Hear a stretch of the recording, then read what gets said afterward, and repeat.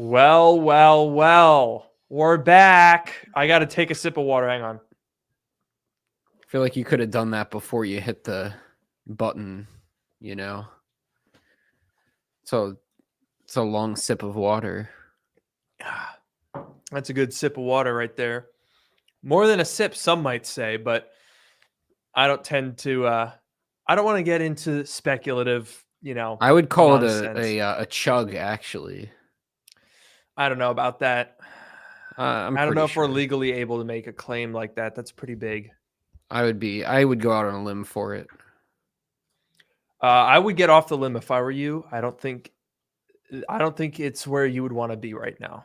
I'll just put it at that. Let's agree to disagree then. Okay. You know what? Fine. Fine. You want to disagree? We'll disagree. I'll tell you one thing is for absolute sure though. And I don't know if Uh-huh. you have noticed, but I have like a more real apartment now. I know. You got not just the plant in the background, but you have the chair, you have the bookcase, you have that neon sign that's making light in the background go on and off. So it's great. Yeah, well, that's not in my apartment, but I can't really do anything about that. So you guys are just going to have to watch that go on all night. So that's fun for you and me. But Yeah, look, that'll I've be got a great. shelf over there.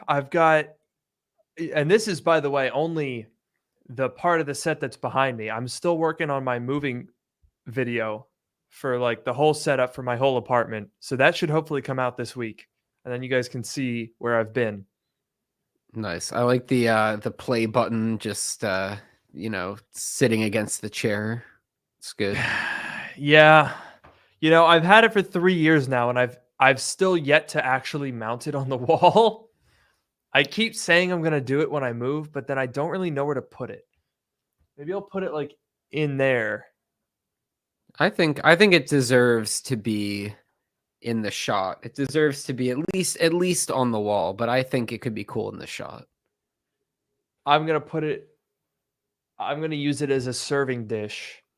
Oh, I don't Yeah. know if it would be very. It has like the play button part's indented, right? So that could like you Mhm. go to put something down and it's kind of like on an angle and then it might spill, you know? Well, it's part of the mystery and the intrigue. You Okay, wouldn't that's understand. You just don't appreciate it because you don't know the true passion that goes into getting a YouTube playback. Play button. For a while, the play button was actually splattered with like tomato sauce because I put it in my kitchen for like 2 years and it kept getting dirty. oh my. Well, that's Yeah. maybe we won't put it in the kitchen this time. You could have one too if you uploaded more than one per year. It's too much work. I don't know how you manage to do it Well, every I also week. don't have a full-time programming job, so that's probably part of how I have the time. Yeah, me neither. Uh-huh. Oh, are you going to take a sip or is that going to be a gulp? Let's see. I took that was a sip. That was look at this. That was a sip. I guess you can't really see Mm. because it's not, I would transparent, call it a but slurp. I think a slurp is I feel like there's a noise associated with that wasn't present. You know what I mean? Like a slurp, like there's Maybe. some sort of a like a noise. I don't want to make the noise, but you know what I'm talking about. Yeah. You know what? I'm going to have to just take the L on this one. I I think mean you it's got me okay. there. I'm actually an expert in drink consumption amounts. So, you didn't really stand a chance there. It's okay. That's fair. That's fair. And honestly, Noah, I got to say, I think we got to just jump right into the show this week because we have to talk about something um and it's Vision Pro related. Okay, and we also definitely have to talk about Beeper. Oh, yeah. Yeah. Okay. That's another Yes. big Lots to one. say. Lots to say. Should we just start it now? Yeah, let's get into it. Welcome to Dark Mode, the podcast that brings you sage advice from two technology experts. And that's not just what we call ourselves, it's what our moms tell people when they can no longer send iMessages from their Android phones. I'm your host, Luke Miani. And I'm your host, Noah Rubin. On the show, we take questions from listeners, attempt to answer them to varying degrees of success, and maybe even have a laugh or two along the way.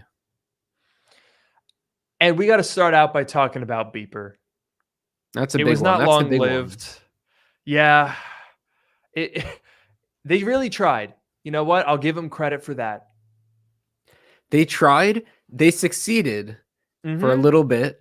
I think right now it's partially working. They're trying to get it up again, but that's it's gonna be a whole thing. But it is very impressive that they got Yeah. it to work at all. Very impressive. I think it's pretty amazing. Yeah, I mean, as a technical accomplishment, it is certainly a very impressive one. However, as a business model, highly unlikely. Because, okay, the problem is, even if they keep outsmarting Apple, right, and they keep figuring out ways to make the service work, it's always just going to be a game of like, yay, Beeper's back up and working, and I can message my friends for 3 days, and then it's down again. And it's like, okay, if you had a messaging service that was constantly, coming back to life and then dying and then coming back and then dying, it's not practical. Yeah, it causes problems because when the service is down, the messages are obviously not being delivered, but they're also just getting lost. And then the problem is, Yeah. like, in order for the thing to work, for Beeper to work, it registers your phone number as an iMessage phone number, which means that if anyone with an iMessage, anyone with an iPhone or whatever tries to text you, it's going to always go through iMessage. And if, Hmm. their thing is down, then their thing is down. So it's like, it's very, like, you can't trust it. Even if it were free, you still can't really Right. trust that it's going to reliably deliver your messages. And they're charging, I think, $2 a month, which if it worked, fine, totally fine. But Yeah. given how it's been going, it's too much of a gamble, I think. I agree. I mean, think about how many Reddit posts there are gonna be from like people were like, my girlfriend dumped me because she sent me all these text messages, but I didn't see them because Beeper. And she was like, what the hell is Beeper, babe? I don't know what you're talking about. Why aren't you reading my texts? And I tried to explain that they didn't come through because Beeper was down that day. Or how many people are gonna use that as an excuse? They'd be like, babe, I didn't see your text that I was supposed to bring cheese. The Beeper was down today. And then she's gonna be like, no, I saw on Twitter that it was up today. You got my text. Like, that's just not a way to live. That is actually kind of funny. I didn't think like use it as an excuse. That's like, I don't know. Maybe that's worth $2 then. You always have an excuse in your back pocket. I don't know. Exactly. That's what I'm saying. You know what? I totally changed my mind, Noah. This is the best messaging service ever. You can get out of anything. All right. Your mom texts you and says, you have to come down and put away the dishes. Sorry, mom. Beeper. I didn't get it. Easy. Yep. Your principal texts you. They're like, you're Of course. expelled. You're out of school. You're gone. Sorry, didn't get it. Doesn't count. Yeah, then they have to like legally let you stay in school if you didn't get the text Yeah. message from your principal. Yeah, exactly. That's how it Yeah. works. That's the Yeah. law. Read the Yeah. law, okay? That's how it works. Yeah, we know. So yes, very impressive. I read like it was a high school student apparently who reverse engineered the iMessage, I guess the protocol, or at least like, the services and the endpoints that iMessage was using. And it was like a high school student that did all of that. And that was like the underpinnings that Beeper used to get this whole thing to work. So that's like, it's impressive that anyone did this, but especially like a high school student. Mhm. Very, very impressive. Yeah, no, that's honestly, I bet you, if anything, Apple is probably like, hey, you know what? This was a great way to get a tip about a loophole in our iMessage system. Yeah, that's true because like they patched it very quickly and they patched it very well. Like people were saying, oh, even on, you know, old versions of iOS, like old phones with old versions of iOS, iMessage still worked, but it was just Beeper that didn't work. So Mhm. whatever, yeah, it was some loophole, I guess. And Beeper supposedly found a way around it, at least for their like cloud service, which does not use the Mac trick. There's that trick where you have like Really? a server farm of Macs and you sign in with your Apple ID. That's what Nothing tried to do, and that was like a whole drama Oh, there yeah. because it's not very secure. But apparently, the Beeper Cloud does not do that. Apparently, it does the same like direct iMessage thing, and they got it up again or something, and they're trying to get Beeper Mini up again. I don't know. So maybe there's a way around, but you know, like we said, it's a cat and mouse game, and I think it's interesting. Like the closest thing I would compare this to would be jailbreaking. Right, jailbreaking was constantly a cat and mouse game between Apple and the developers to find different exploits or whatever. But I feel like the real difference is that jailbreaking was never like a product or a service. It was, you know, something that like people did for fun or to, you know, have a challenge or whatever. And they released it, you know, always for free, to the world for people to use. And I feel like if that's how it were, that's, you know, presented, that's one thing. But to present it as like a product and a service, when it's going to be this cat and mouse thing, I don't know if it really works. Yeah, I think that's a good analogy. If it were open source like a jailbreak tweak, that's one thing. It's I don't know, man. I just think what we really need is iMessage for Android officially. Because I honestly I know that there's been for at least the past like 10 years this debate internally at Apple of like, okay, do we open this up? And I legitimately believe that if Apple made iMessage like maybe even a subscription service, like you can get Apple Music on other platforms.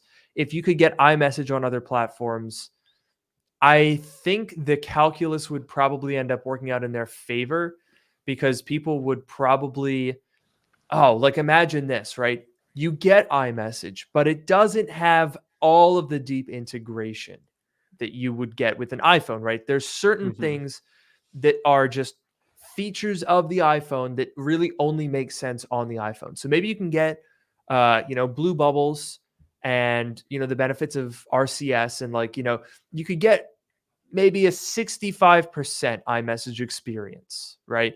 But if you wanted to do stuff like maybe the Tap React would be only iPhone, or maybe uh like memojis and stickers. And not that I don't think that's a huge deal, but like what I'm talking about, like little stuff like that would only be on the iPhone. And then Apple could get some money from the Android people, but without sacrificing the whole exclusivity of the iPhone iMessage. Yeah, I agree. I mean, like definitely the iMessage apps.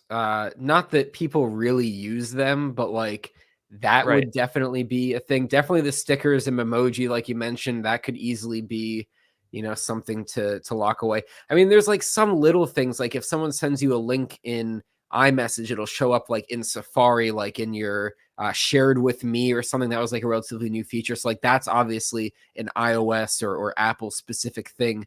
You could Yeah. definitely, however, get most of iMessage on Android theoretically. Will Apple ever do that? I mean, we're getting RCS. RCS is a pretty decent amount of Android, right? It's like better group chats. It has like typing indicators. I think it has maybe read receipts. I'm not sure. But like it's a decent amount of iMessage. I wonder if RCS is enough. I guess it's the end-to-end Hmm. encryption is kind of missing. But like as far as the features are concerned, maybe it is enough. I don't know. I think the biggest issue, like semantics aside, the one thing that would, fix this debacle is the green bubble group chat. Hmm. If you could have the benefits of the blue bubble group chat, that would kind of settle all the complaints. Because I mean, there's a reason why in most other countries group chats are typically on like Telegram or some other third party messenger. But in the US, we have this almost globally unique trend, if you will, of just stock messaging app group chats, because iMessage group chats are phenomenal.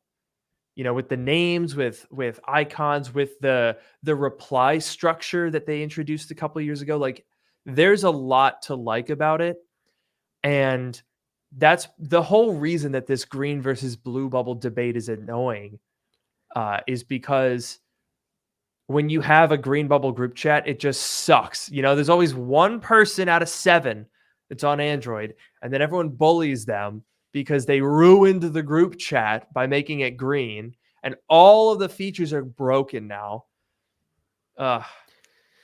Yeah, that's definitely true. I mean, there's like other minor considerations, like, you know, media quality, if you're texting someone a picture or a video or whatever. But the majority, like the biggest thing is definitely like group chats. You add one green bubble into the group chat and suddenly it's entirely green, you know, like you said. So that's the All big hell thing. breaks loose. And I think RCS does resolve maybe not all of those things, but it definitely makes Yeah. group chats better. So, you know, maybe it will be enough, but I guess we'll see whenever this happens. Yeah. And I'm very curious to see how iMessage will grow and evolve with Vision Pro, because Vision Pro apparently is coming sooner than I at least expected. Remember back in WWDC, they said early 2024. And we were all kind of like, oh, yeah, okay, Apple, early, as in like May 29th. That's the latest that Apple considers early. But then today, I don't know if you saw, but Mark Gurman said that they are internally targeting January. I saw the tweet from Sam from Apple Track. I didn't read the details, but I heard about that, and I was kind of shocked to hear that. I was not expecting that at all. Yeah, I am also extremely, like, that literally completely stupefied me, because I was like, whoa, hello.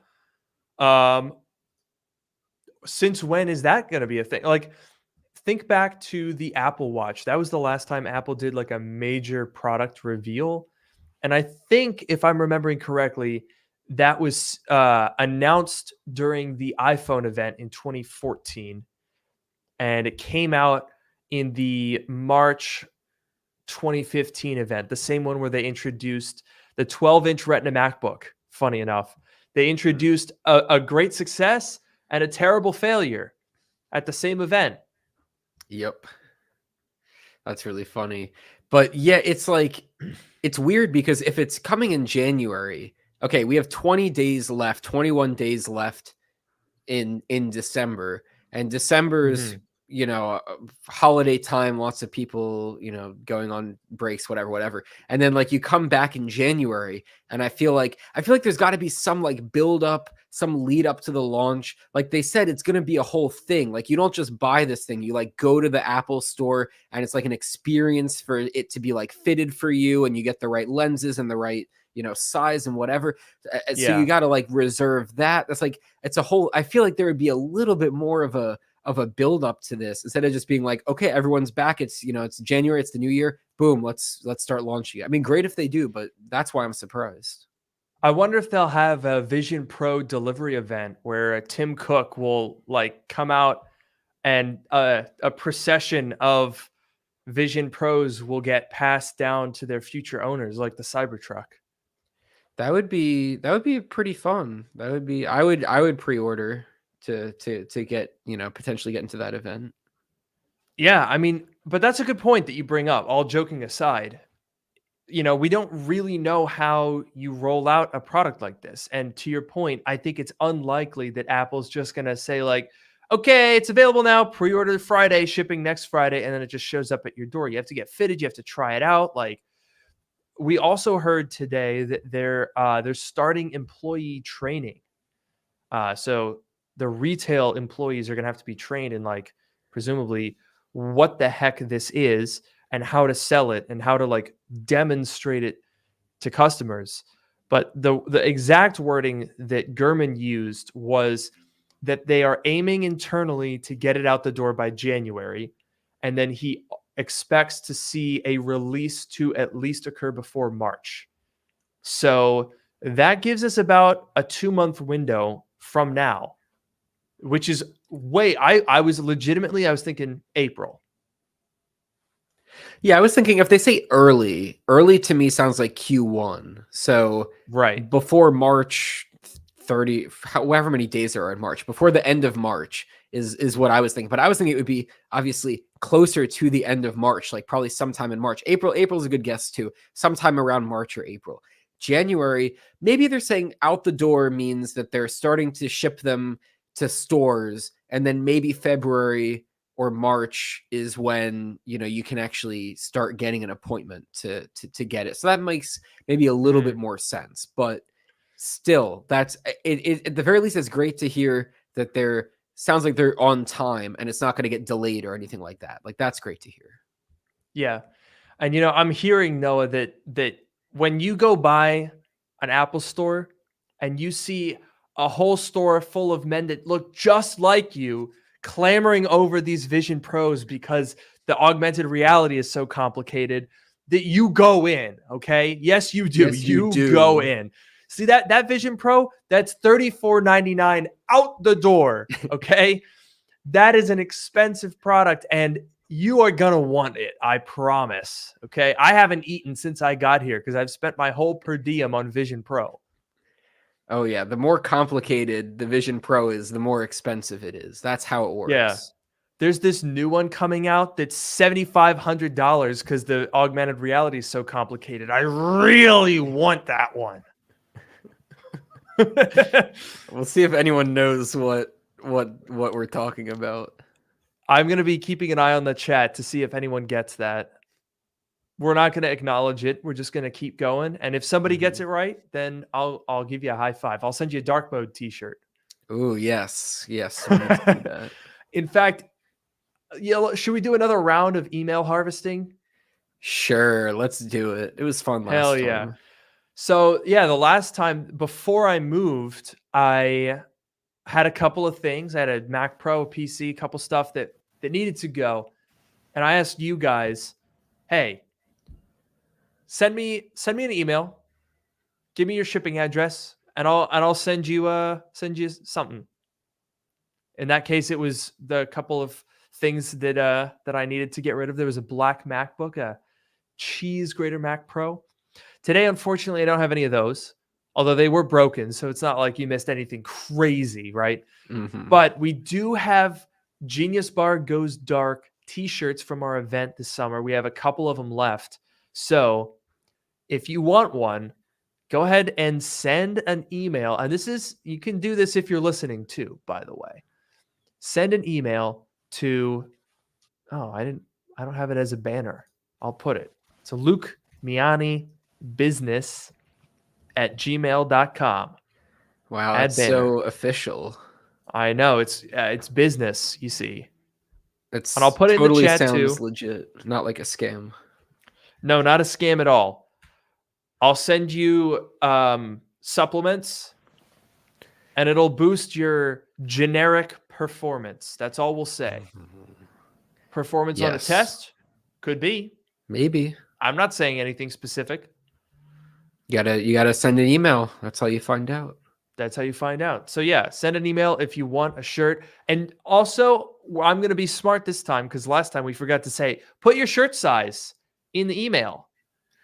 If you don't, we're going to send you a random size, and it's probably literally, not gonna fit you. Yeah, we'll send you something totally random if you don't put the shirt size in there. So send me an email, put wherever you want this shirt shipped. If you want it sent to your enemy, we're happy to do that. I'll send it, whatever it says in the email and whatever size it is, boom, it's going out. We got a few of them, but look at that. We got some emails sent. Look at that. This is great.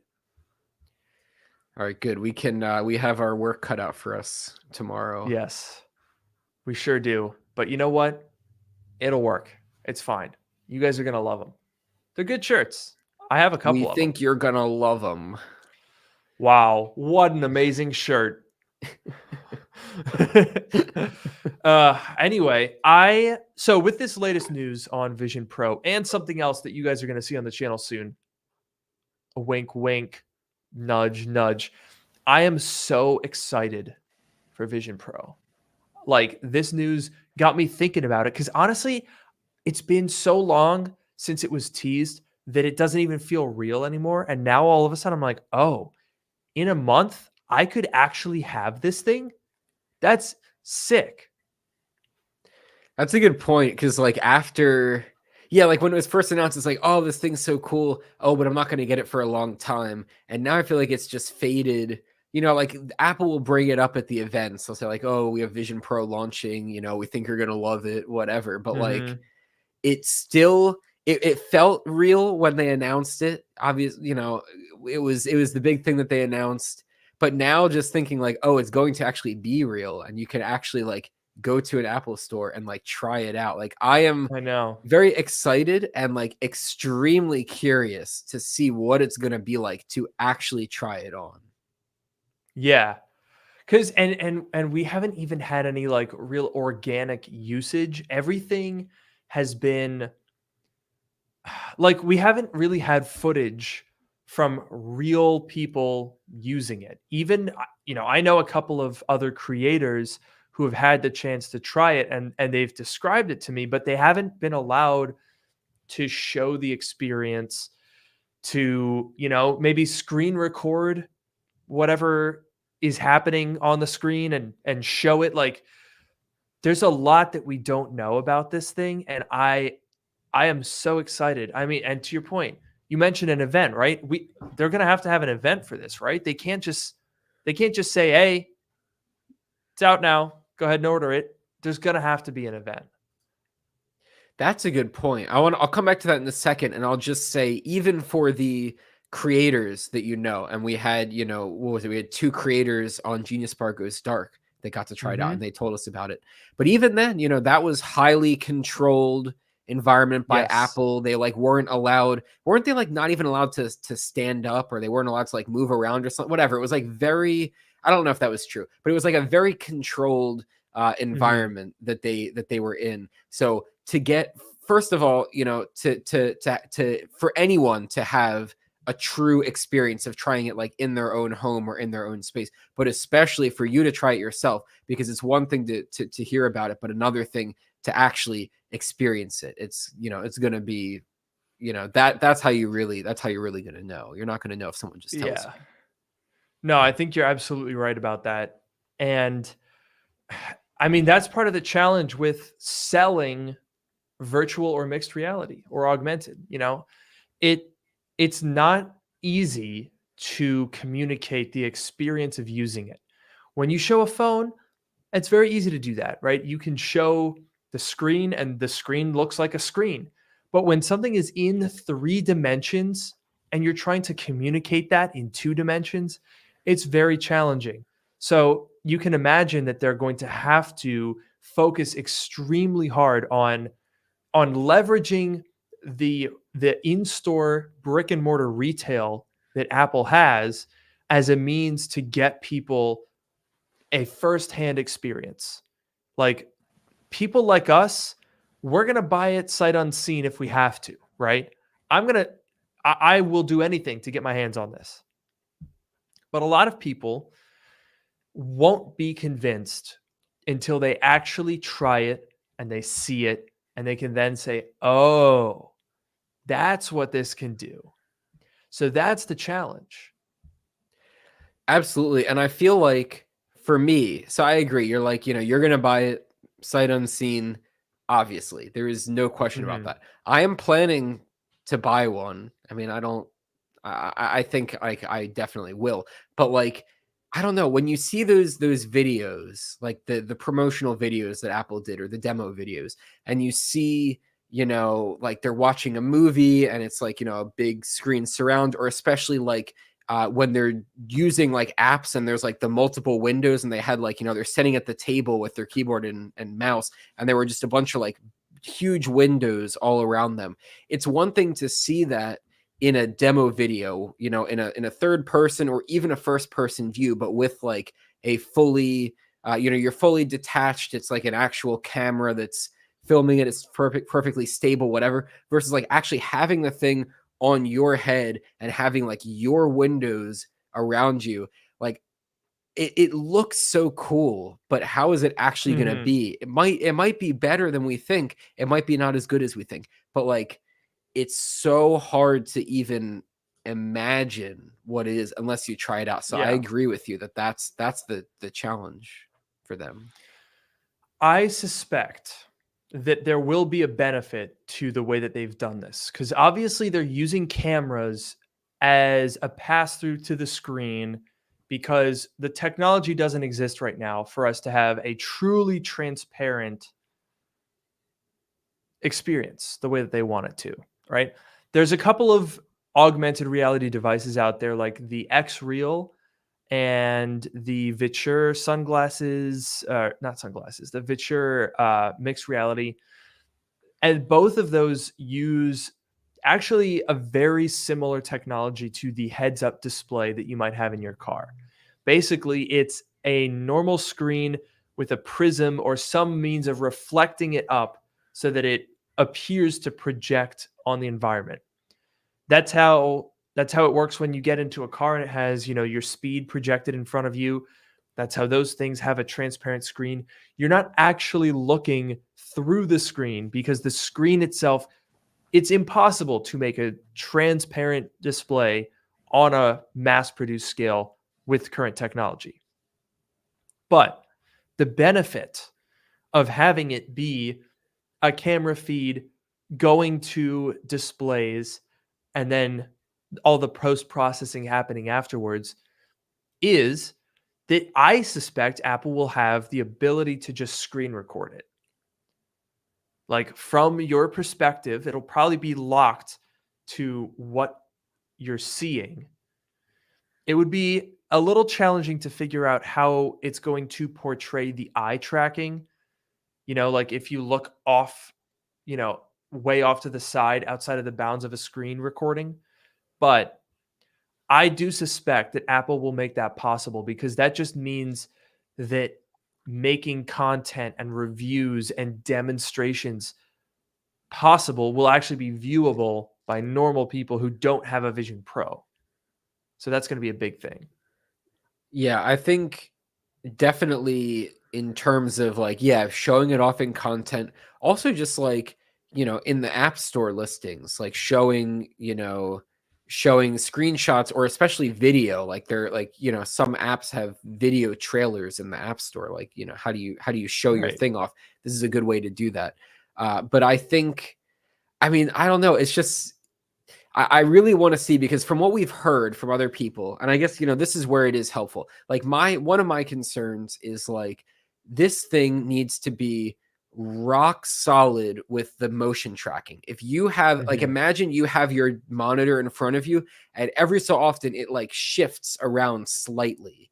I feel like that could be enough to really Yeah. throw you off, distract you, annoy you, whatever. Like if you're going to have these virtual screens, these huge virtual screens, they have to be rock solid so that no matter how you move your head, how quickly, whatever, it has to work. And it sounds like from people, sounds like that works. It sounds like this, it's rock solid. It sounds like the video feed is rock solid and they're not getting dizzy or anything. But like, so that's where the testimony can help, for questions like that. Like, is this thing, capable of doing what it needs to do? But I really want to see it to believe it. I want to experience it to Mhm. believe it. I think you're right. And there's so many questions about the experience. I mean, we're looking at here's a comment. Your eyes are so close to the actual screen. What's the pupil degradation rate? There is a concern for like anything that is virtual reality at the moment. You do kind of have eye strain, eye fatigue, and more so than the eyes, just the weight of the thing. Like how long can you actually use this thing? How are you going to how would we integrate it into the things that we do every day? Can I edit my video? Can I sit in there for 2.5 hours and just edit a video on it? Like It's very, very interesting. There's other questions like, will Vision OS get annual OS updates like other Apple hardware? I would assume so. I don't see why not. Um, and there's other concerns like Eric here saying, look how fast the original iPad became outdated. Apple does have a history of the first generation products being pretty weak. The Series 0 Apple Watch, that was pretty bad. The first gen iPad, the first generation iPhone, the original MacBook Air was terrible. Like, that's a valid concern, especially for something that's $3,500 out the door. Yeah. Oh, and no one got that. No one. No. At least no one I said in the know. chat. So It's sad. disappointing. But yeah, I mean, definitely the first gen product question. There is like, I mean, whatever. This is like such a cool product and such like hopefully such an important product for Apple that Mhm. like being there from the beginning and having the first gen is hopefully going to be worth. I don't know. I mean, I had the original Apple Watch. I returned that thing.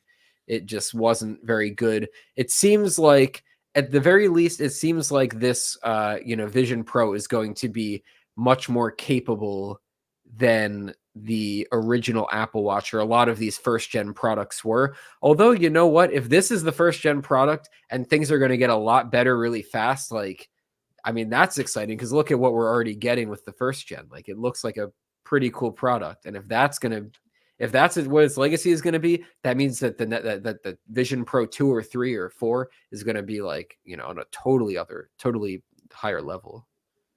Yeah, no, that's a very good point.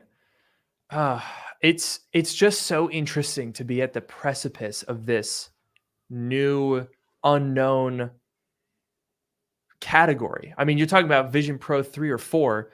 We don't even know how Vision Pro is going to affect what we desire. Like, what do we even want from a tech device after Vision Pro? And I know some people are going to probably think, maybe not in this chat, but overall, if you're like freaking out about Vision Pro, people are probably going to say, "Oh, VR's been here for ages. It's not that special." But it kind of is, though. It kind of is that special because this is it's a different approach. It's a more enmeshed approach that gives you that experience that it's not necessarily completely different from what you can do on your Mac, right? When we had the reveal keynote and we were live streaming it, the chat was going crazy with people being like, I could do all of this on my iPhone. It's just iMessage. It's just, it's like an external monitor. Like this isn't new stuff, but it's not necessarily about doing new stuff. It's about a new way of doing the same stuff. That's what Apple does really well. The iPhone, same thing. It was a phone, an iPod, and a web browser with like a GPS. Nothing crazy or insane. Didn't even have an app store. You couldn't rearrange the apps. But it wasn't about those features. It was about the way of doing them. And that's why I'm so excited about Vision Pro. Yeah, I mean it's a new, I think each product that Apple releases or each product category, I should say, there are some things about it that are like new things that you couldn't do before. Take the Apple Watch. It has, health. It'll do like, your heart rate and activity tracking. Those are things that well, I shouldn't even say that because your iPhone will track like your steps, I think, if you don't have an Apple Watch. But like heart rate and other vitals, like that's a new thing on the Apple Watch, for example. The Vision Pro will enable some things that other that other devices can't do, or at the very least, if you have like some AR kit experience, maybe you could do it on an iPhone or an iPad, but it will be a completely different experience to have it on something in your head, which I guess is sort of an example of the second thing, which is, doing the existing things in a new way. And that's where here's the thing for me. This is my question. I honestly don't use my laptop a ton these days. I have my work laptop that I use for work, obviously, but my personal laptop, like I'm trying to think of like what am I going to do with this thing? I think the biggest thing for me would just be the media consumption, like being able to watch something on a big screen in a simulated private theater, basically. Like this thing on an airplane sounds incredible. It's going to be a bulky, heavy thing to carry with you Yes. on the airplane. But if you're sitting on an airplane, this sounds like an incredible thing. And maybe it's worth it, for that, just to be on a flight and you just put this thing on and you're in your own world. But I don't know about my day to day, like as far as, Mhm. using it as a second monitor or like using apps on it. I'm not sure what I would do with it. And maybe that's because, there's going to be new things that you can do on it that you couldn't do, or new ways of doing things on it that will, come up later. But at least for now, like that's my main question with this thing. What am I going to do with it? I've been wondering the same thing, to be honest. I don't really know. Like, and that's a good point about the Apple Watch, right? That was the first, you could do health tracking and like workouts. That was kind of one of its big new things. And it ended up being a really key part of what makes the Apple Watch so popular. Vision Pro doesn't have that same everyday capability, right? Because you're not, at least I'm not planning on walking around in public with this thing on. I'm not trying to get either robbed or beaten up because Yeah. there's no way that you're going to walk around with that on and not get, at the very bare minimum, verbally harassed, right? Yeah. Like, it's a little goofy. But what I'm thinking is, at the end of the day, when you want to just unwind, wouldn't it be kind of nice to sit down on your couch, lean out, put on a streaming TV show in a massive screen, get your messages on that same screen, respond to them, look at all of this stuff all right in front of you, in your space, all around you. You don't have to like crane your neck down at your phone or put a laptop on your lap. You're just sitting in comfort, doing all of your normal stuff easier. See, that does sound nice, but my question becomes like, how much better is that than me sitting on my sofa and I have a 65-inch TV, Mhm. 4K, whatever, and a sound bar with a subwoofer. It's a decent audio system. It's not surround sound, but it's a decent audio system. Like sitting, like lying there and watching that, and maybe I have my phone or my laptop on the coffee table in front of me.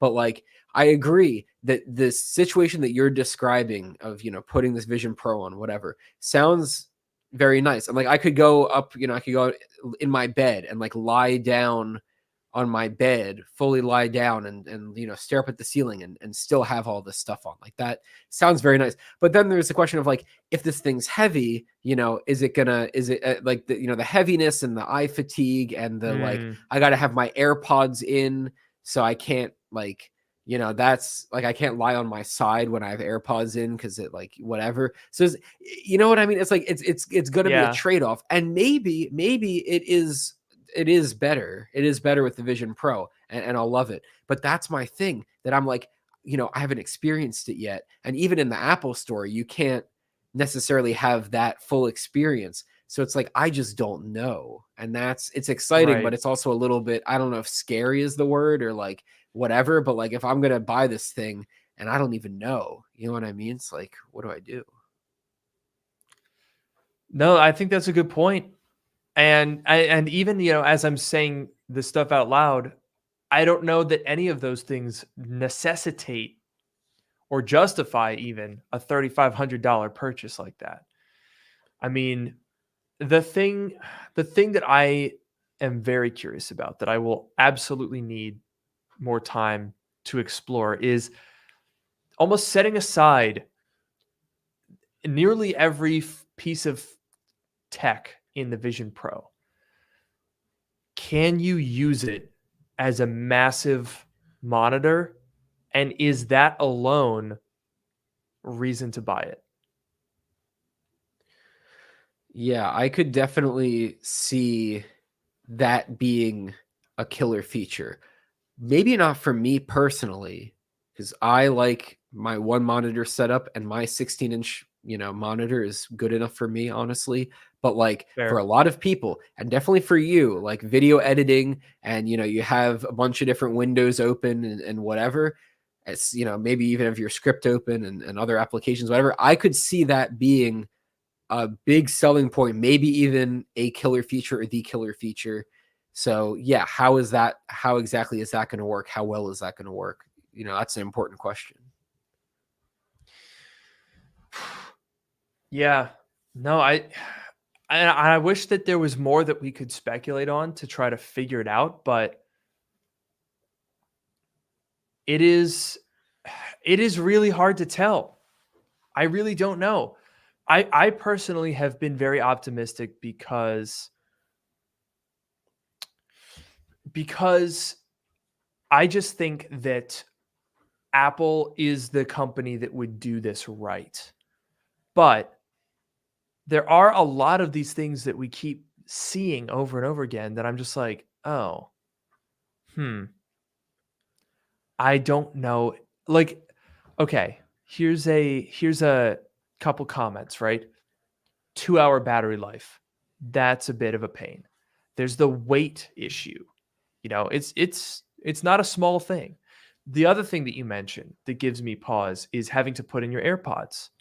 As much as I would love to just pop that on, sit down and watch an absolutely gigantic screen while sitting in like the middle of the woods, right? That looks incredible. But I'm either listening to it from the built-in speakers, which no matter how good they are going to be a downgrade over a surround sound setup, or I'm using AirPods, and not even AirPods Max. I'm a big over-the-ear headphones type of guy. I can't do that long with earbuds in. So am I going to be able to even make it through a movie before the battery dies, before my nose hurts from the weight, and before I'm uncomfortable from the AirPods? These are all pretty valid concerns.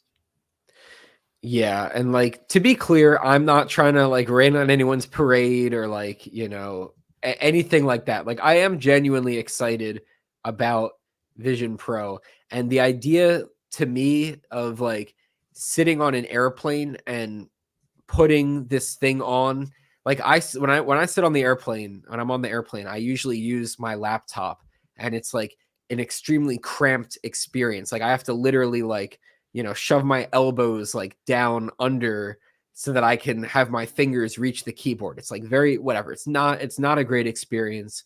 But whatever, I can use my laptop. It gives me something to do. But the idea of being able to put the Vision Pro on and have this totally isolated experience. You have your giant screen in front of you, your own audio, whatever. That sounds incredible, and that alone might be enough depending on how much travel I do. I think I'm going to do a decent amount of traveling next year. So that sounds like an incredible thing to have. But again, it's the concerns that you had. Like when I travel, I always use these Bose over ear headphones. They're just better than AirPods. I love my AirPods. The over ears are just better. So if I have to use AirPods with this thing, it's going to I'm trying to think of the right way to say this. It's going to degrade the overall experience. At least the audio experience is not going to be as good as it potentially could be. And whatever, just things like that. If there's enough things that add up to where it's it just becomes too much of a problem. I hope that doesn't happen, but again, we have to see. Ugh. I don't know, man. It's weird to be so excited and so nervous at the same time. You know what I mean?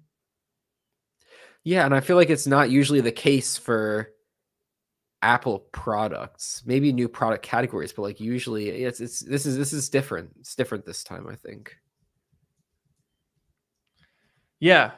No, and there was actually a comment earlier which was amusing. Somebody said the difference is this is only the second new product to come out with Apple Silicon. But that's actually not true, because this would be the third. There was the Apple Watch. That's a new product category with Apple Silicon. But the iPad was too. The A4 chip was the first Apple Silicon. So I don't necessarily think that Apple Silicon is inherently a guarantee of success, but I do see their point. We are now in the post Intel age. Even though those might have been products that had Apple Silicon, those were the Intel age of Apple, and we're now beyond that. So I do see that point. And it does kind of make you wonder, like, I think Apple has to some degree learned from some of the blunders that they've experienced. And I think they understand that this is a product that really needs to be a finished product. Yeah, I mean it's their first and only impression. You only get one first impression. I shouldn't say it that way, but I should say you only get one first impression to do this. And if this is going to be the future, as you know, a lot of people think it is going to be, then they really want to nail it the first time. And it seems like, you know, they've obviously put a lot of effort into building this thing, but like, yeah, there's still so many unknowns, so many things that they haven't told us or that we haven't experienced. That's why, dude, there's got to be an event. There has to be. Right? I do wonder, like there are so many questions. There's like so many things that we don't know. And a lot of them could be answered by a better or more detailed product page. Like as this thing gets closer to launching, I think they're going to, you know, give more details about the thing and we'll get it. But like I could see, so okay, I wanted to go back to that a while ago. So I'm glad that you brought it back there. I'm wondering, you know, there's usually a March event. Could there be a March event when they announce the, you know, maybe some other stuff, but also they announce that the Vision Pro is going to now be available? Will they move that event earlier, or will there not be an event at all? I don't know. Gosh, I kind of love this though at the same time. You know what I mean? All of this, what's going to happen? What's it going to be like? I feel like a lot of the last couple of years of Apple stuff have been maybe a little bit more predictable. Like take the new iPad rumors, for example. I don't know if you saw those earlier this week, but basically the gist of it is at the moment, a new 2024 iPad Pro. I don't know if we're calling this a new generation, but there were rumors that it might feature a different design with a slightly larger screen. And by slightly larger, I mean 13 instead of 12.9 inches. Yeah, I know. But then having an OLED display and a new Magic Keyboard that's aluminum or something, a little bit more MacBook-like. And to me, that kind of doesn't really do anything for me. You know, I hear a rumor like that and I think, okay, it's maybe it looks a little different, has a couple features and an OLED display. Nice, I guess, but like it doesn't really expand the iPad out of the existing population of people that buy them, right? There's definitely people that use the iPad and are iPad diehards, but I don't think that group of people is growing that quickly anymore or at all. So to me, those rumors definitely felt like a little okay, cool, bit predictable, bit obvious. And then when they come out, I'm sure it'll be like, okay, yeah, just buy the old one if you need an iPad. Yeah, when I heard those rumors, I was like, oh, good. I get to keep my current iPad, my 2018 iPad, for another year. It's like, sure, if you're going to buy a new iPad, it's nice stuff to have. You know, in a year or two, maybe they'll do something worth buying and then you'll get those features that are being announced this year. But like, yeah, it's like, I don't know. The screen's already good enough for me. I don't need, you know, an OLED display. I'm not saying it's not a good thing, but I don't need an OLED display on my iPad. Right. You know, I'll pass again. Yeah. I don't know. It's so tough. And I think a lot of people saying that they're going to wait for the second generation. That's honestly probably the best move for Vision Pro. I think waiting for a significant iPad Pro has been the move for a while. Like caution is never something to shy away from. You know, I do it in all things except for Apple. Stuff comes out AI, I'm very cautious about it. New cars come out, I'm cautious about it. Everything except Apple, I'm cautious about. But with Apple stuff, I always dive headfirst in. Sometimes I do regret it though. Like my studio display, God, terrible value. Terrible value. Yeah, and I mean, like, at the very least, you'll get some content out of it. You know, whatever it is, I'm sure you'll get Right. plenty of content out of the Vision Pro. So that gives you at least, I don't know, an excuse or something to help with that. But I don't know. Like, am I gonna buy the Vision Pro on day one? Like realistically, probably yeah. Okay, here's the thing. Here's the thing that actually scares me or that makes me a bit nervous is I don't know if it will be possible to return this thing. Or at the very least, Hmm. if you return it, like if I have some like custom, I'm gonna need custom lenses in my Vision Pro to work, you know, because I have to wear glasses. So if I get these custom lenses, can I return those or am I just stuck with them? Maybe that's a couple $100 and I can return everything else, but I'm stuck with those.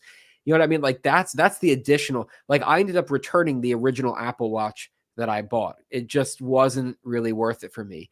If I knew that I could return the Vision Pro, I would buy it, you know, no questions asked, and I would, you know, take the 2 weeks and like really, you know, test it. Hell, I would book a flight to visit you just so that I could try, you know, using it on a plane, which is my ideal use case that I can think of right now.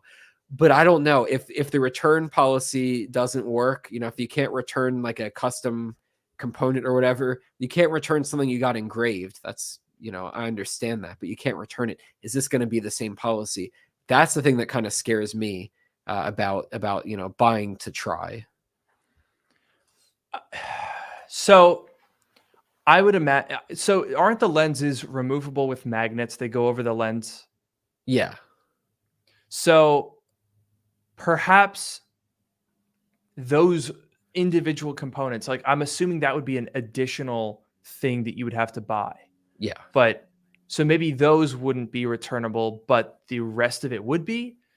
Or That's what I think. But those lenses yeah, are probably going to be at least a couple $100 for but the removable lens piece. so okay, I'm not super familiar with the prescription lens scene, but how custom are they? Like I thought it was like you could have like negative 2.5, negative 3, negative 4.5. Like aren't there different steps? So maybe they'll offer maybe like you just put in what each eye is like left and right and then it maybe there'll be like the same components that could work with multiple people. You know what I mean? And then it would be returnable. Yeah, yeah. I mean, I think I like that it's measured in like increments of 0.25. So they could have, and Yeah. my eyes are not that bad. My eyes are, I want to say they're like negative 2.5 or negative something like that. They're not that bad. So maybe you're right. Maybe for, you know, the relatively common ones or the ones that aren't like super severe or whatever, maybe it will be returnable because it is just a little, you know, piece that you attach magnetically. But again, that's like one of the dozens and dozens and hundreds of questions that we just don't know. Literally.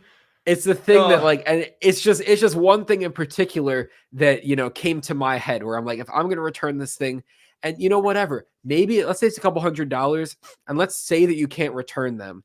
And I'm like, okay, I'm going to risk it. And the worst case is I'm stuck with these things. I can try and sell them or I can keep them and like stick them in your Vision Pro when I come visit you or something, you know, who knows, whatever.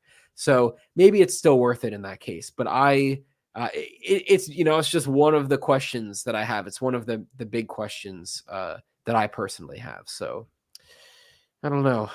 I don't know. dude. Yeah. No, it's There's so many questions. We've been sitting here for like 30 minutes just asking questions. Yeah. It's actually crazy to me how like we have not had this with an Apple product since maybe when we thought we were going to switch to Apple Silicon, right? That WWDC 2020, we had a lot of questions about how it would work then. But I would honestly say that this is more. I think that there's more unknowns this time than there was with the Apple Silicon switch. I agree because, like, at the end of the day, with Apple Silicon, there were definitely questions, definitely around compatibility and, like, maybe what the devices that they go into would look like. But at the end of the day, they were still going to be Macs. They were still going to run Mac OS. They were going to look relatively similar. In fact, they were going to look identical in the beginning. So, Yeah, which we didn't know necessarily, but that was one of the questions. You can guess. But, like, okay, Vision Pro, it's like, our longtime viewer, Cool Guy, brought up the question of, like, 2-hour battery life on a plane. Well, okay, when I'm on a plane, like the plane that I go on, whatever, they have outlets. Each seat has an outlet, not particularly powerful wattage or whatever coming out of the outlet, but there is an outlet. Can you charge the Vision Pro battery pack and use it at the same time? And will that outlet be enough power to keep the Vision Pro going indefinitely while you're on the plane? I'm sure when we get that answer, it'll be like, oh, duh, of course you can charge it while you're using it. It's whatever. Of course you can charge it while you're using it. But, like, we don't know. And, like, the answer could be no. Hopefully it's yes. Probably it's yes, but we don't know. It's like there's just so many things like that we just don't know.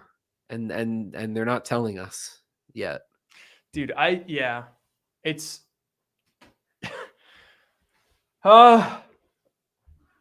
you just don't know is the question of the night. Yeah, it basically is.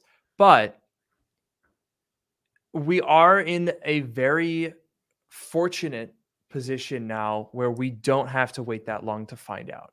And I really wasn't expecting that. I have a trip planned for January, and now I'm like a little nervous about that because I don't even know what is going to be required to purchase this. I don't even think it's going to be, go online, add to bag, configure. I don't think it's going to be like that.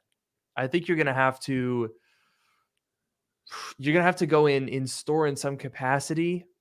I hear that there's like limited availability. Like you're going to have to apply and go in, try it, and then buy it. Like I've heard a lot of rumors about this not being a normal purchasing experience. Yeah, my theory, this is total speculation, but my theory is it's going to be an iPhone style wake up at 5 a.m. one morning, but instead of 5 a.m. Pacific. Now that's you too, 5 a.m. Pacific. I know. You ready for that? No, I'm not excited for that part. I know it was pretty bad this year for the iPhone, but it's going to be a wake up early and it's going to open, but it's going to be schedule an appointment. Maybe you put a down payment. I don't know, like some amount of down payment as a reservation or whatever, but you're going to pick an appointment time at a store and then you go into the store and they're going to do a whole thing to you try it out, they fit you, whatever. And then you buy it. It's going to be, I'm sure that the down payment will be refundable. If you decide you don't want to buy it, you get the refund and you leave, whatever. But I think it's going to be that you schedule a time, you physically go to the store and you do a whole thing. And then at the end you buy it if you're going to buy it.